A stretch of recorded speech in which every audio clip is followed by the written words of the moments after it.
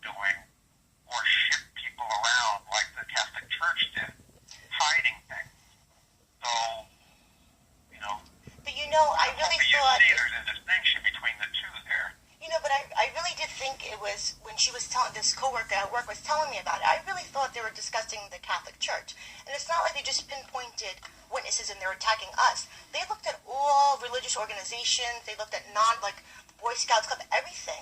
And it's one of the worst cases they've ever seen. It's like they're saying it's worse than the Catholic Church. Because there's only 70,000 witnesses in Australia. Okay. I'm not sure if you're looking at things in the proper perspective, my sister. There's no doubt that there is, some aspects of wrongdoing that occur, but how do we treat them? We do not cover over them. We disfellowship people who engage in wrongdoing of that nature.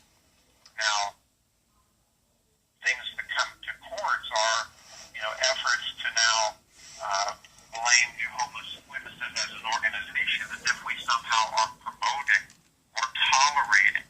Do you think we're tolerating child abuse here or in Australia or anywhere else in the world?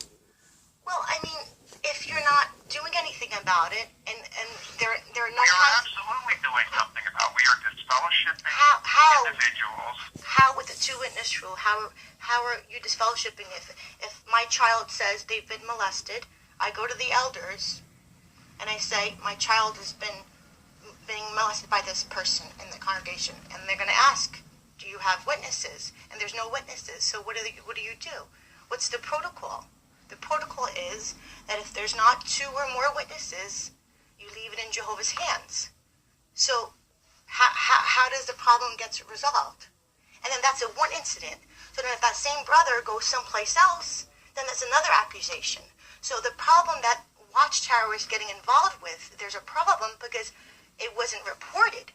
I'm not talking about somebody who gets disfellowship, somebody who was a child molester is going to the Kingdom Hall. Of course, anybody could study with witnesses, become a Jehovah's Witness. They could be a rapist for 10 years in prison and then come out and want to get religious all of a sudden and start studying the Bible and become one of our brothers, right? Of course, that happens in all religions. But when the Watchtower says, well, we can't do anything because there's no 2 witnesses, that's a problem. That's what the Bible says, my sister. We cannot go beyond what the Bible says. The Bible says you need to have 2 witnesses. Not in Deuteronomy. When a woman was in the field, she was raped. The man raped her. There was no witnesses. She was screaming. She came back. Everybody saw that she was disheveled. And she told him what happened. That man was to be put to death, right? So, of course, not going to be put to death. But that's an example of a woman getting assaulted. So, clearly in the Bible, it shows that in certain situations that you don't need 2 witnesses, right? I mean, it's in Deuteronomy. It's there about the woman getting raped. Well, what did Jesus say? Jesus says at the mouth of 2 or 3 witnesses. But he was referring to... You're bringing up some areas of interest that could be discussed. However, it seems like you are choosing to take the side of those who are opposed to Jehovah's Witnesses versus being loyal to those who are simply trying to follow the Bible direction. No, I'm loyal to the Almighty Creator and what's right and what would I don't think Jesus would like children to be molested. Jesus was referring to, when he talked about 2 or 3 more witnesses, a legal dispute. Don't take your brother to court for nonsense, to evict your brother, a business deal. He wasn't talking about a child being molested. Isn't there a scripture in the Bible that talks about if anybody, Jesus loved children, and if anybody hurts a child, that it's better they put a millstone around their neck and be hurled into the sea. I mean, I don't think Jesus Christ would like what's going on in the organization. I mean, right? Well, let me ask you from another standpoint, how would you like it if someone out of the blue accused you of something and you denied it, you knew you didn't do it, but they swear up and down you did it? How would you feel in that situation? It would bother me if it was wrong, of course, but the truth comes out. What is done in darkness, right? In the Bible, what is done in darkness should be revealed in light, right? So I wouldn't like it, but if I know that nothing happened, go ahead and investigate it, right? So two-witness rule could be like the child's molested, they go to the hospital, they find maybe semen on the underwear, and that's your witness. How does semen if a child was how does semen get on a child's underwear, right? So you have the child and you have actual evidence, and there's your two witnesses, right? I mean, how does semen get on a child? My sister, you're not listening to me, my sister. If that were the situation, we 100% support them going to the police, and that person could be criminally charged.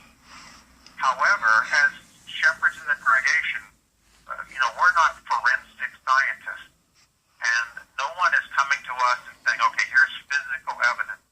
We do accept one witness when there is undeniable evidence.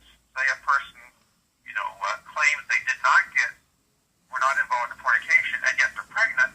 Well, hey, you don't need to have two witnesses. Well, obviously, you have the information there. Sure. And so in the situation that you're describing, if there was actual physical evidence, and if there was even a court action, then the person could be handled in a criminal approach. And we 100% support that.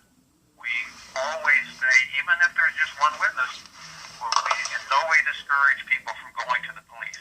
But brother, that's not true. That's not true. There's people that are testifying in court saying that they were told not to go to the police, and if they did, they would get disfellowship. You're going to bring reproach upon Jehovah. I'm telling you what we direct people to say, my sister. But that's not true. They could say something different on the stand, but we absolutely, positively tell people it's their absolute right to go to the police.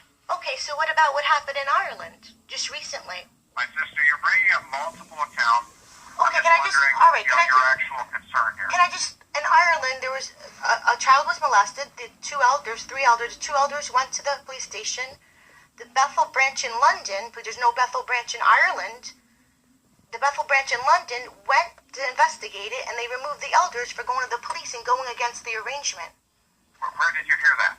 Is that something you learned from a society publication? Because that's somebody I know that lives. It's never been something that I've ever read in a magazine. It just happened. I can tell you, I have complete confidence. Because you don't read it in a magazine, it's not true. It's not true. So all these people that are saying, I was abused, I was molested, they're all lying. I mean, sure, praising God, but they're all lying? Do you know that child molestation, 98% of child molesters that say that molested is true? Defensive of attacks on the congregation. What does that mean, attacks? I'm going to end this conversation now.